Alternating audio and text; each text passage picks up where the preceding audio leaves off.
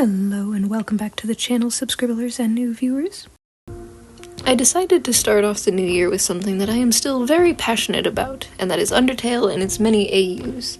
Now before you aggressively type your keyboards out that this is cringy and overdone and you click off this video, thank you for those of you who stay, because honestly I have been itching to get back to my Reincarnated alternate universe because I made concept art last year that I liked, and I made about 3 character designs and kind of just abandoned the project like I did most of them.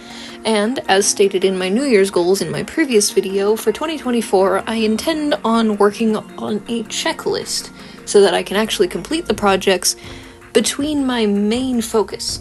Working mainly on my webtoons offline, so that way if there's any content I show it exclusively to patrons, or if I decide that it's relevant, I will make speed paints on YouTube. But during the meanwhile, that means that I have an open space for all of my YouTube videos. I plan on doing a lot more story time, sharing stories about just general work shenanigans, or places that I've been to, experiences, near-death experiences, etc. And then on the other side of it, art challenges and fan artwork, and then my original character designs, because I still have 50-ish anthropomorphic monster fantasy character designs that need reference sheets updated. And one of those is my Undertale Reincarnated characters.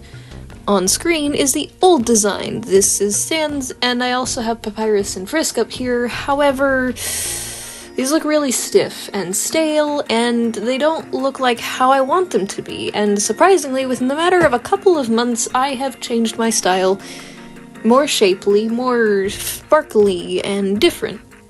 And I wanted to kind of go with the flow and see what happens if I try to utilize my sketchbook more for my ideas to also save space on my tablet.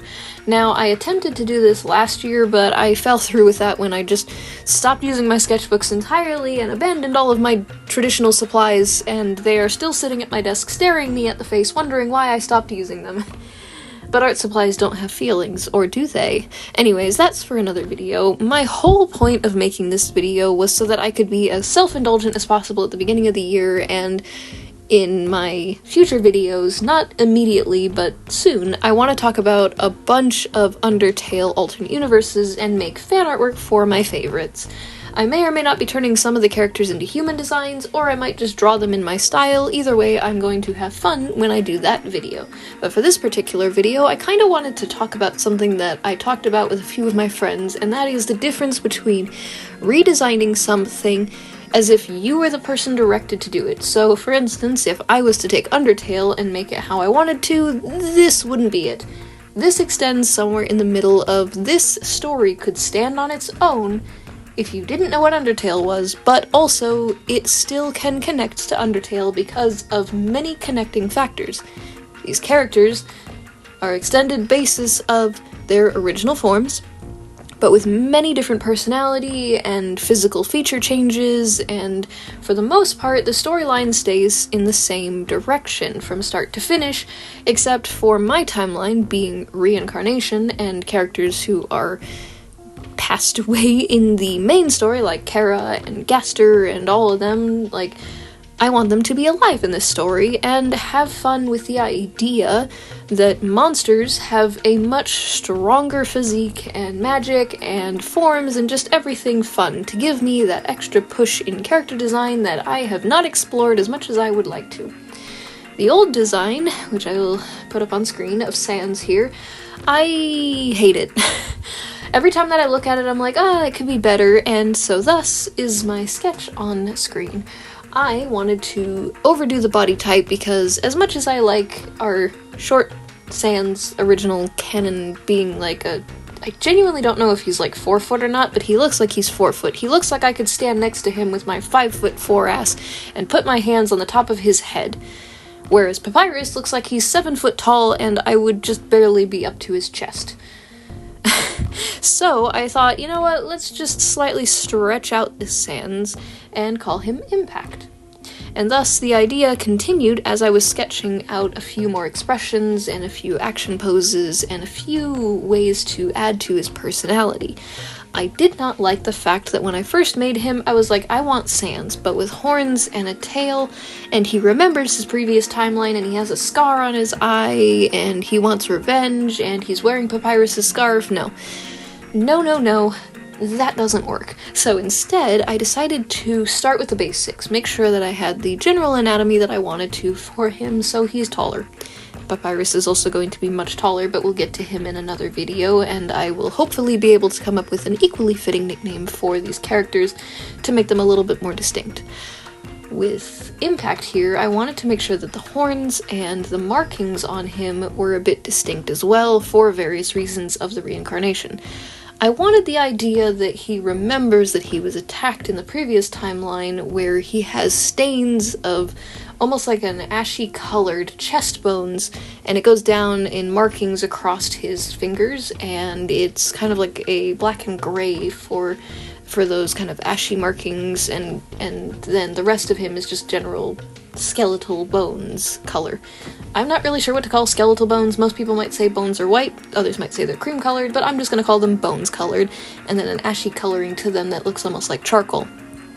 And I also wanted to make sure that I could show off the fancy schmancy sharp claws and toenails, because to this day I have had comments that mention that most of my human characters having these weird, like, bumpy bits to them and sharp claws look like they are anthropomorphic paws, and I will continue to utilize this style because I just find it more fun. Every time I try to draw humanoid hands that don't have sharp claws at the end of them, it just makes me feel eh. I like the uniqueness of characters' designs that get pushed and haven't done it enough last year, so I'm going to absolutely go ham this year in doing so. Another addition to the changes that I wanted to do was the accessories. It was just shorts and a hoodie with fluff, and that was boring. I wanted to add character to these outfit accessories to this character. I wanted to make sure that if I was going to give him some distinct shorts or pants that it really stuck out and fit to the character's, like, he's a skeleton, but he also lives in a snowy area. Would this particular character Impact like the cold and be used to it? Because I have seen people walk around in shorts when it's snowing, and they're perfectly fine. Does not having skin mean that they can't feel the cold, or do they still have the ability to feel because magic and monsters and fantasy? So I decided to go with the fact that he's just used to it, and I wanted to make it more of a case that it's just for a fashion and for fun to wear a hoodie because it's also comfortable. But said hoodie also has really puffy sleeves for additional pillow comfort for if ever my particular version of Sans Impact is still a little bit lazy, but is more on their toes. So they have accessories to add to the ready to fight whenever they need to. I've always seen them, and it probably stems from my obsessive teenage Naruto phase where I always wanted to strap those weird little leg belts that have pockets on them that carry little pocket knives and shurikens to them. So I decided to throw those in as well to the design in a sort of way that maybe that's where he keeps the packets of ketchup, or perhaps that's where he keeps spare bone attacks, because apparently that's something that they do. They have their attacks just physically there. They're not magically conjured, but for my version, I thought it would be interesting to push the limits of this.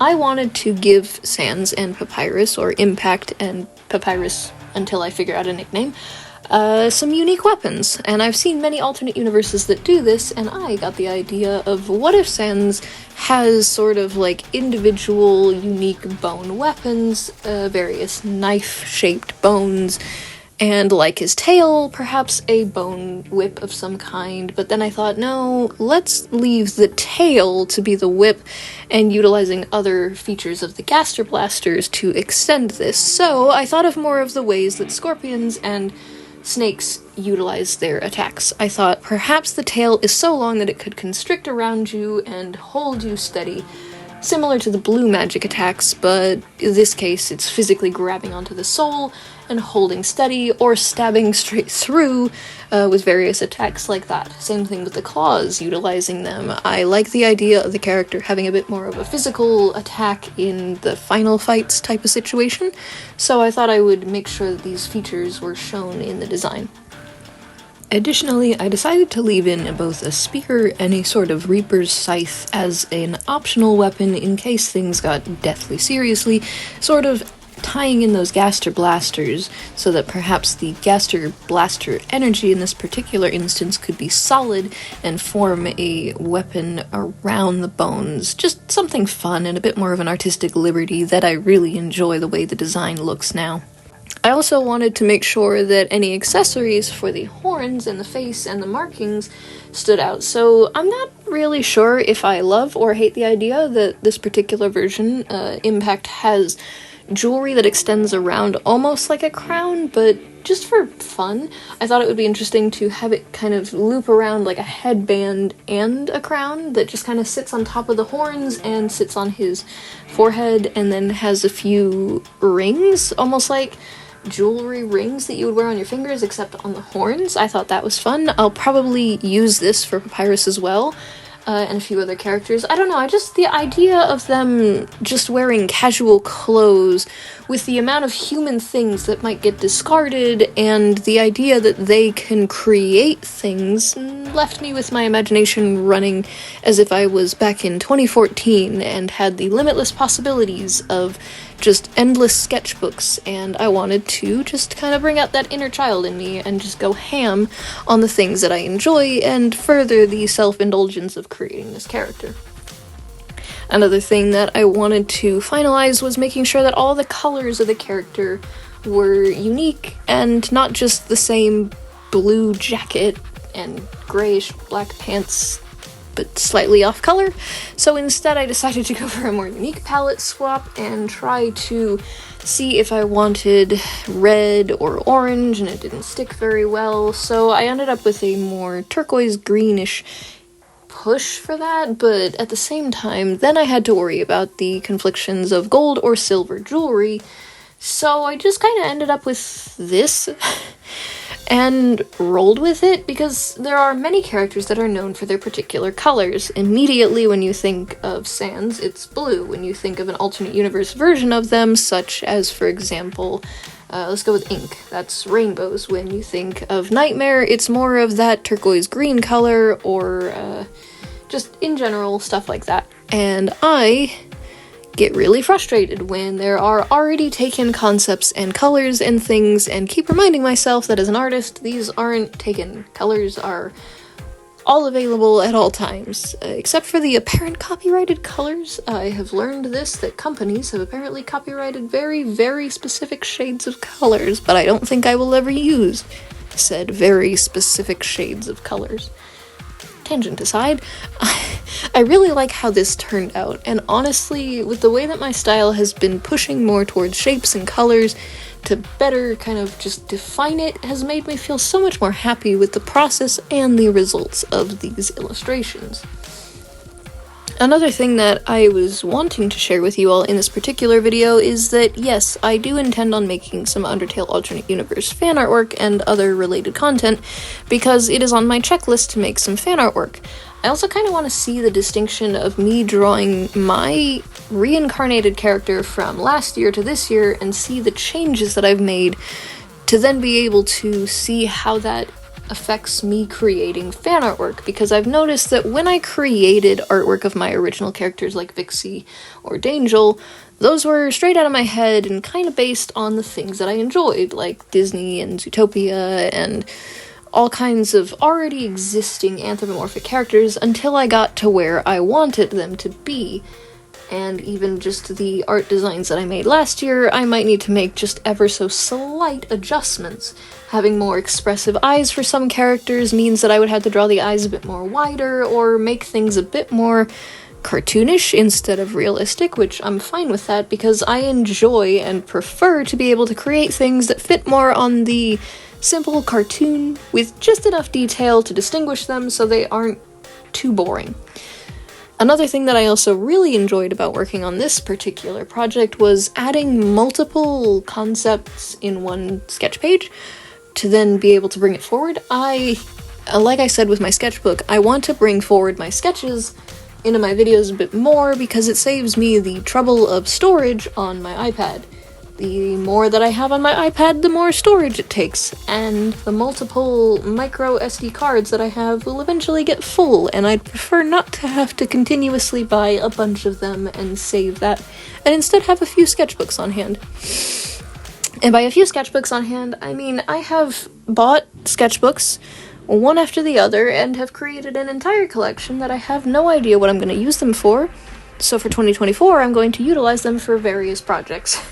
So that way my money and time does not get wasted on the fact that I bought a bunch of sketchbooks, got a bunch of traditional supplies, and didn't use them last year. So yeah, I also think it'll be fun to work on a lot of these artworks and share them with all of you over time, because it's probably more interesting to see the final product in a sketchbook than it is the time-lapse, because you don't get to see the full process of all of these sketches in the sketchbook, and also it's just kind of interesting for me personally knowing that when I look at an illustration, I know exactly what I was doing at that particular time. It's like when you go to, like, your grandma's house or your friend's house and you smell something very distinct and you're like, yes, this is bringing me back to when I was 5 years old and I had these freshly baked chocolate chip cookies, or when I first played baseball with my best friend in the backyard. Like, those very distinct memories pop up into my mind, and I know exactly what I did when I was making them, and it makes me feel happy because it's kind of like a weird placement in time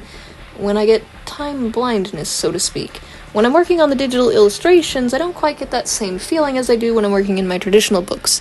I know that more than likely with my traditional sketchbook, I sat down at my desk, threw on some music, and that's about it. With my sketchbook, I could be just about anywhere. I tend to be more on the safe side of things and leave my tablet at home because I'd rather it not get rained on or bumped into at a cafe, and I don't feel like it's safe for me as well because I can't see my tablet in the sunlight, whereas a sketchbook, I need as much sunlight as possible. Now, I know that this video sounds a bit all over the place, but that is also because this is the first video of the New Year's where I feel very happy with creating these, and feel like the year is going off to a pretty good start. And I hope to be able to share with you tips, tricks, tutorials, fan artwork, and my original creations in a way that is both engaging for both me and for you.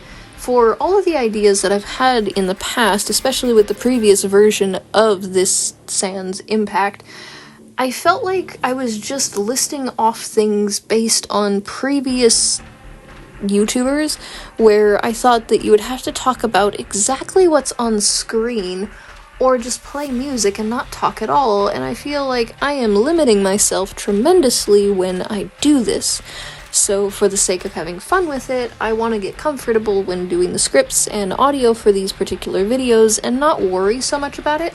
Even if that means that it does extend the runtime for it, that just means that I will have to adjust the editing when I finish more of my New Year's sprites. Now, quickly on that note, as I'm finishing up the illustration on screen of Impact here, I am happy to answer questions about Impact in the comments, but also I know that I have still got my old studio setup and a few of the old sprites, but I do have a new animation of my character on the side, but there will be a lot more soon. I just haven't finished them because even though I am on a short holiday from my part-time work, I am planning on maximizing the time more towards my comic and slowly towards my YouTube, where as I've made this video in advance, I want to make sure that everything looks as good as possible rather than continuously making things that I'm not 100% proud of and still throwing them out.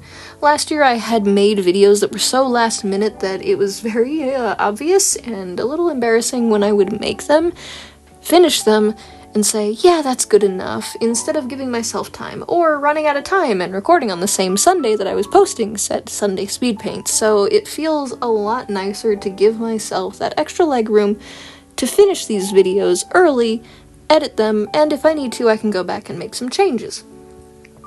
The last thing that I wanted to share about in this video before leaving is that I hope that you guys do genuinely enjoy these videos for the first video of 2024, because I know that not everybody's going to enjoy Undertale alternate universe related content, but in general, getting to see my art style develop is something that I enjoy and hope that you all enjoy, because this is honestly the first time that I have put so much effort into a design, because even when I made my New Year's Zodiac design last year, which was something that I discontinued and am not sure if I will get back to for this year, but what I can say is that I put more effort into this particular design of Impact because of passion and genuine enjoyment than I did for those New Year's Zodiac ideas, because it was something that I thought people would enjoy, but I wasn't 100% committed to it, and I'd rather do something that I feel more passionate towards and genuinely enjoy instead of a hyperfixation or trending type of content.